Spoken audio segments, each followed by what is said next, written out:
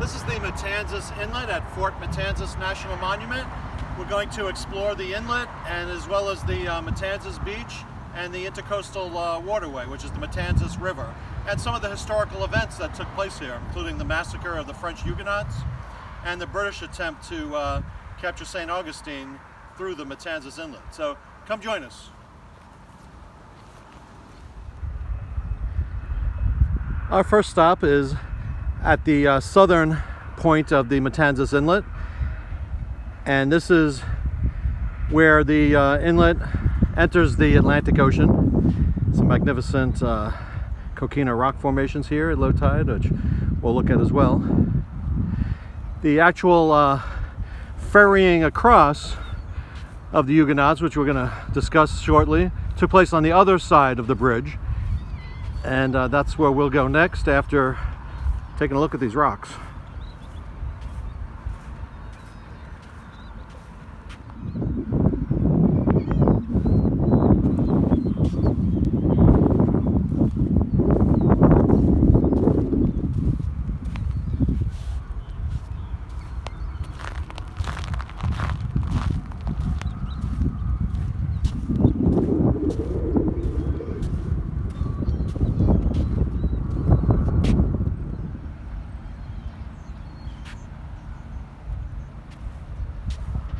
This is the largest section of coquina rocks here. And of course the Spanish built nearby Fort Matanzas and the Castillo de San Marcos, and many homes in St. Augustine out of coquina rock. Some say that the old fort ruins in New Smyrna Beach was built with coquina rocks that came from this area, because this is where Flagler to St. Johns County is where you see these coquina rocks.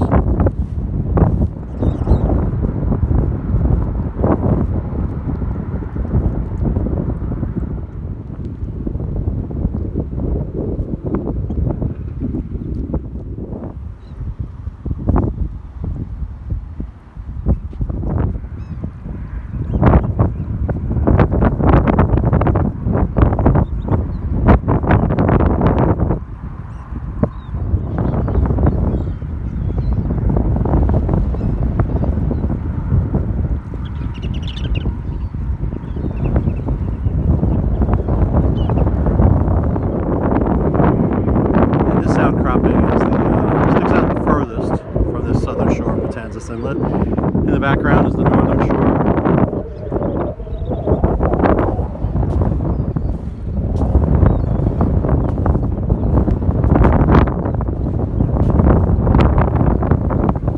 And up in the near distance on a sandbar, it's a large population of birds, probably taking a break from lunch, doing some fishing out there.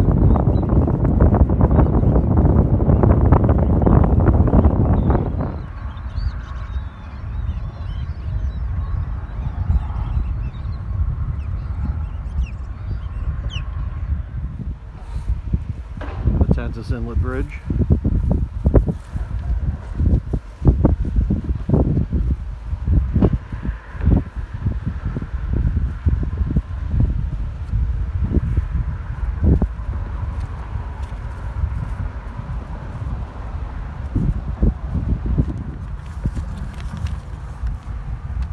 And so this is Matanzas Inlet. This is at the point where it empties into the ocean.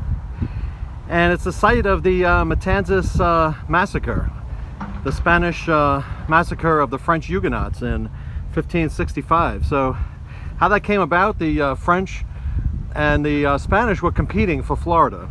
The French planted a colony first at Fort Caroline, which is in the Jacksonville area, and the Spanish, led by Menendez, they countered by building a settlement at St. Augustine, a little bit further south. So the French Huguenots sent a fleet out to conquer the St. Augustine, and on their way heading north up the coast of Florida, they hit a tropical storm and they were shipwrecked. One party with the leader of the expedition, Jean Ribault, he got shipwrecked on Cape Canaveral with half of the party, and the other half shipwrecked further up north on the coast on Flagler Beach. So that first party, they spent a couple of days marching up the shore to, and they reached Fort Matanzas, and this area right here where they were not able to pass. So they had to work on building some boats to ferry themselves across. But before they could do that, the Spanish appeared on the other side, Menendez, with actually a smaller force of about 80 men, and they informed the French Huguenots that they had captured Fort Caroline and massacred the people there. So the French had nowhere to go, and the Spanish offered them safe passage across the river and to where they wanted to go, if they gave up their arms and had their hands tied behind their backs. So the French Huguenots deliberated, and they agreed to do that. And they came across in rowboats, 10 at a time. When they reached the other side, they got to the sand dunes, which we're going to see soon on the other side of the river. And they were taken behind the sand dunes, just within gunshot range, and they were beheaded in groups of 10. And only 16 were spared. The 111 were killed. The 16 had decided to convert to Catholicism. Their lives were spared. That was on September 29th, 1565. So meanwhile, Jean Ribault and his party of 150 men, they traveled north. They had a long way to go. It took them almost 2 weeks to get here from Cape Canaveral. And they arrived on October 11th, 1565. And they were offered the same deal by Menendez. We'll ferry you across, but you got to give us your weapons, and you got to have your hands tied behind your back. They convinced them, through some French prisoners of war that they had captured and converted to Catholicism at Fort Caroline. They convinced Ribault that they might as well take the deal. So they did. As soon as Ribault got across, he was stabbed in the stomach, and with the rest of his party, they came in boats of 10 as well. They were beheaded behind the sand dunes, and 134 of them were killed, and 16 lives were spared in the second party, because they had also converted to Catholicism. It was part of the wars of religion, the Huguenot wars, where the French Protestants and the French Catholics fought each other for control of France, and of course the Spanish were mortal enemies of all the Protestants. They were Catholic, and then hence the name of this inlet is Matanzas, which in Spanish is massacre. It's the Massacre Inlet. On the other side of this inlet is where the massacre took place, and we're going to be headed there next. So this is the Intercoastal Waterway, and at this junction it's called the Matanzas River.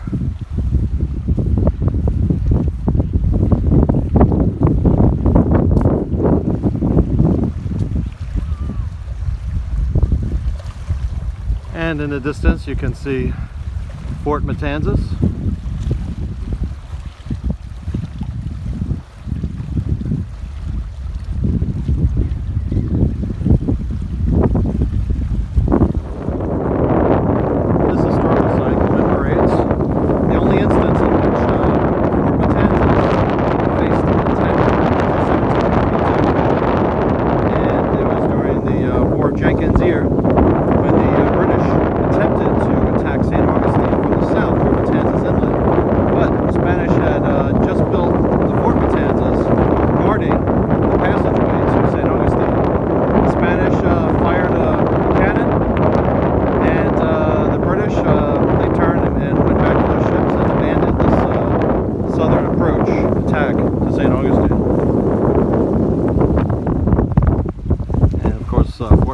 In the distance, this is the point in the river where the British retreated.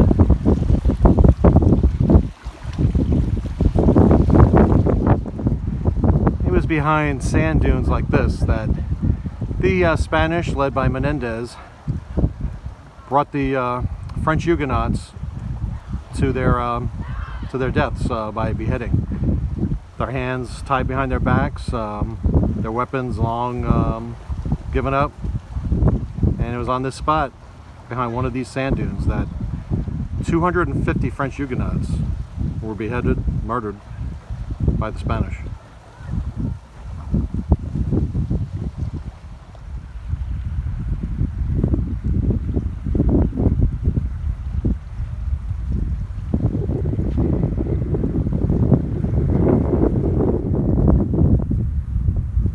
These are where the dunes begin at Matanzas. And the Spanish would have led their French Huguenot captives up this way, just far enough out of gunshot, or within gunshot, is where they led them to their ultimate deaths.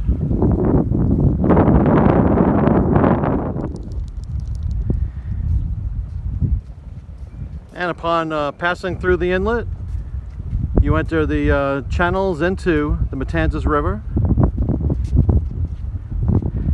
And this is where the British would have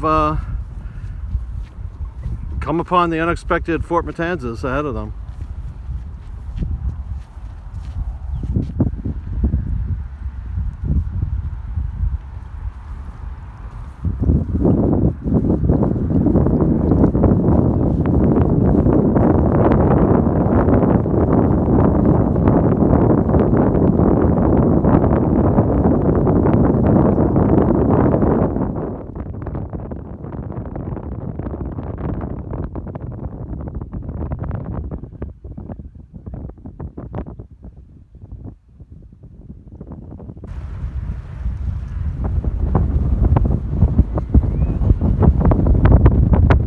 This is the Matanzas Inlet. This is from the Spanish side,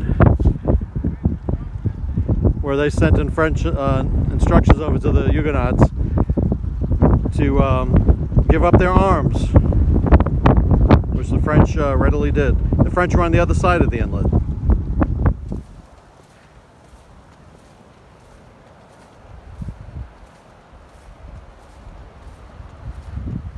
And at the end of the boardwalk, we come upon Matanzas Beach.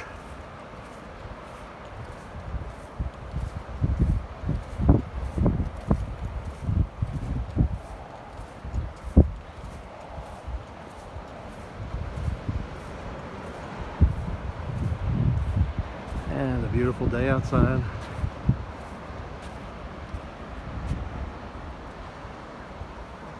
Now if you follow the coast around the bend, you will come to Matanzas Inlet, which is where we're going to head on the beach side. We are now on the beach side of the Matanzas Inlet, the beautiful Matanzas Inlet beach. We'll be taking a stroll along there.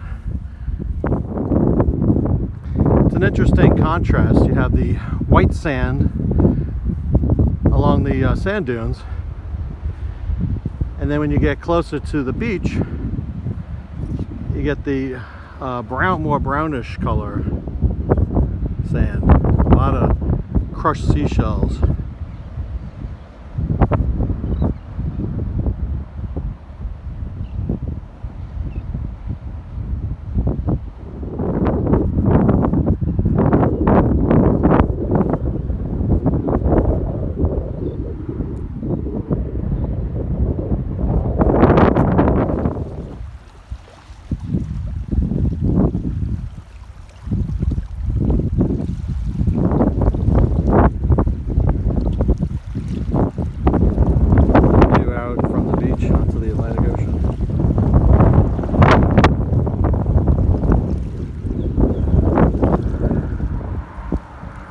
This is the outlet of the Matanzas Inlet, where the Matanzas River meets the Atlantic Ocean.